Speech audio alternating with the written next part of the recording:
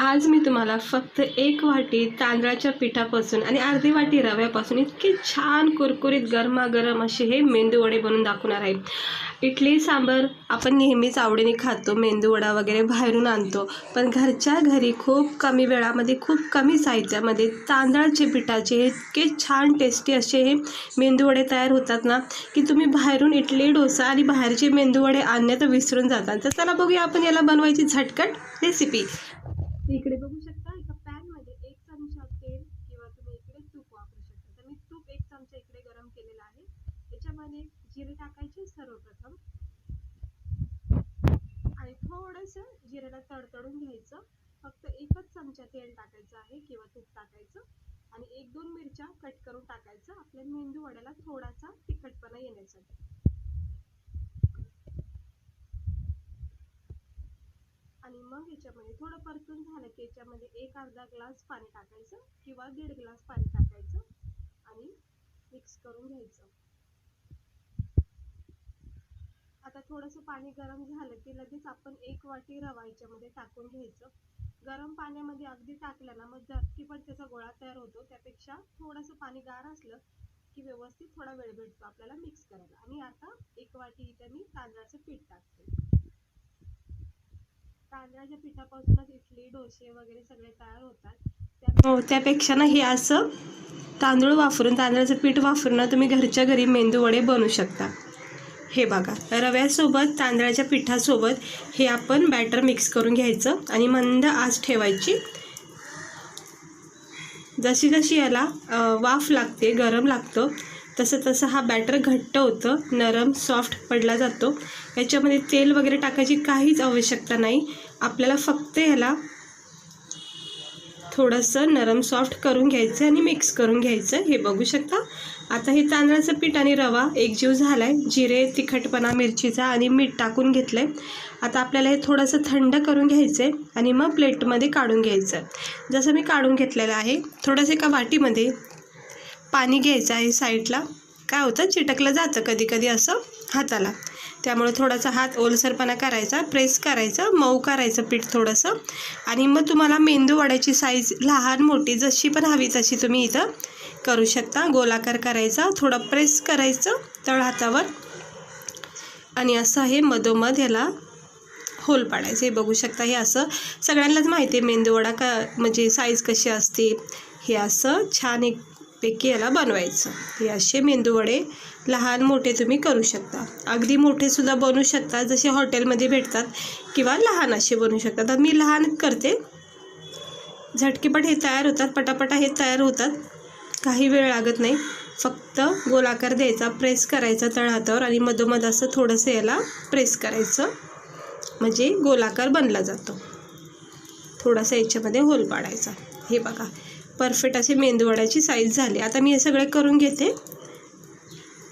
हे बघा, इतके छान मी असे थोडेसे मेंदू वडे पहिले सुरुवातीला करून घेतलेले आहेत। मला वाटते 7 असे तयार झालेत। आणि तेल तापत ठेवायचं आणि तेल अगदीच गरम नाही करायचं, मीडियम करायचं, नाही तर काय होतं लगेच चिटकले जातात, करपले जाऊ शकतात। त्यामुळं मंद आचेवर याला फ्राय करून घ्यायचं। जितकं छान तुम्ही याला मंद आचेवर फ्राय करताना तितका मस्त याच्यामध्ये क्रिस्पीपणा तयार होतो।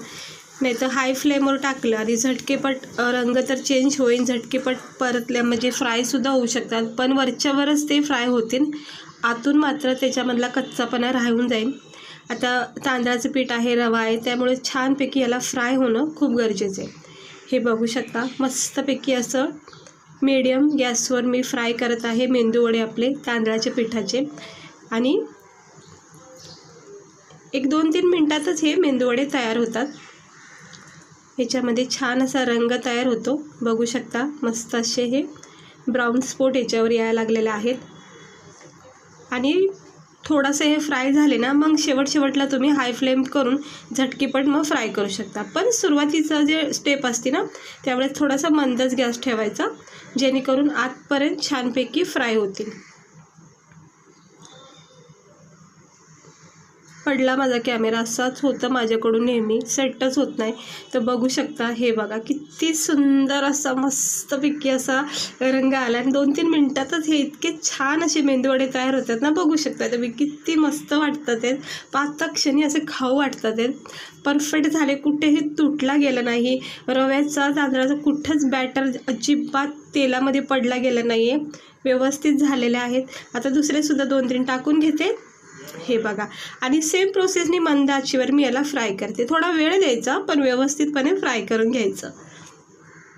हे बघा, हळूहळू रंग याच्यामध्ये असा चढला जातो आणि सुंदर असा लाल भडक रंग मग हा तयार होतो. बघू शकता 1-2 मिनटं झाले की छानपैकी याच्यामध्ये गोल्डन ब्राऊन रंग असा तयार होतो. हे बघा, थोडा वेळ झाला की छान असे सुंदर हे आपले मेंदूवडे क्रिस्पी असे गरमागरम तयार झालेत. आता मी हे सगळे काढून घेते एका प्लेटमध्ये. थोडेसे थंड केले, नॉर्मल गरम पण आहेत. तर इतके भारी झालेत, बघू शकता, मस्त वाटतात, ते परफेक्ट झालेत. आणि हे असे जर तुम्ही घरच्या घरी मेंदूवडे केले तर मला नाही वाटत तुम्ही बाहेरून कधी आणता. इतके मस्त लागतात, टेस्टी आहेत, खूप मस्त वाटतात खायला. जिऱ्याचा छान फ्लेवर दिला आहे, बघू शकता याचा क्रिस्पीपणा.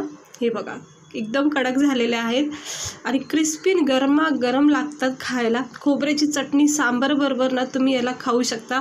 बाहेरून ना आणायची काहीच गरज नाही आहे. फक्त 1 वाटी तांदळाचं पीठ, अर्धी वाटी रव्यापासून 5 मिनटातच तुम्ही हे मेंदूवडे तयार करू शकतात. कोणी जर गेस्ट आलं, फ्रेंड्स आलेत तर झटकीपटसुद्धा तुम्ही हे बनवू शकता. इतकी सोपी लागते आणि खोबऱ्याची चटणी, सांबार कशाबरोबरही तुम्ही याला खाऊ शकता. तर मस्त झालेले आहेत. पावसामध्ये असं गरमागरम खाऊ वाटतं. तर आज मी तुम्हाला ही रेसिपी शेअर केलेली आहे. तांदळाच्या पिठापासून हे मेंदूवडे तयार होतात. रव्याचा फ्लेवर दिला आहे, रवा असल्यामुळं हे खूप क्रिस्पी राहतात भरपूर वेळापर्यंत. हे बघू शकता, आतमध्ये रवा आणि तांदळाचं पीठ किती छान असं फ्राय झाले, कारण आपण याला मस्तपैकी वेळ देऊन फ्राय केलेला आहे. खोबऱ्याच्या चटणीबरोबर असं डिप करायचं आणि गरमागरम असे हे मेंदूवडे खायचे. भारी वाटतात. इतका वरून ह्याचा क्रिस्पीपणा, आतून तांदळाच्या पिठाचा रव्याचा जो सॉफ्टनेसपणा जाणवतो ना, इतका मस्त वाटतो, मेल्ट होतोय आणि वरून क्रिस्पीपणा अप्रतिम झालेले आहेत. नक्की ट्राय करा. आवडले असेल तर खूप सोपी रेसिपी आहे, काही झंझट नाही आहे. झटकीपट तुम्ही याला बनवू शकता, लहान मुलांना देऊ शकता, टिफिनमध्ये सुद्धा खूप हेल्दी नाश्ता होऊ शकतो. तर कशी वाटली रेसिपी नक्की सांगा. आवडली असेल तर लाईक करा, चॅनेलला सबस्क्राईब करा.